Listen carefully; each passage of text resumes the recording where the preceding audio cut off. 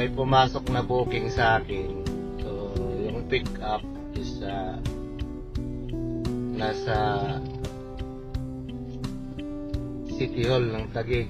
Tapos, yung drop off sa Green Hills.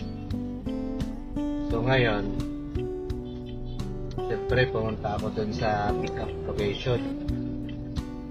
1.5 kilometers ang aking binaybay. Pagdating ko ng City Hall, sabi ng aking pasahero, "Sir, nasan ka na?" Nireplyan ko, "Nandito na po sa City Hall." Ang reply na sa akin, "La, bakit nandyan ka? Nandito ako sa Green Hills."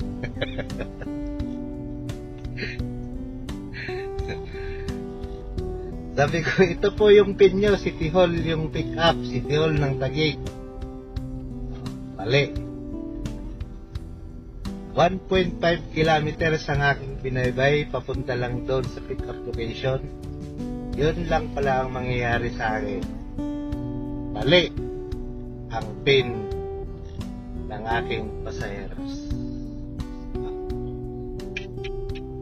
Sana naman mga pasaheros, check nyo naman ng maigi yung pick up location at drop off location nyo, dahil sa mahal ng gasolina ngayon, biruin mo, parang quits lang yun. Kawawa.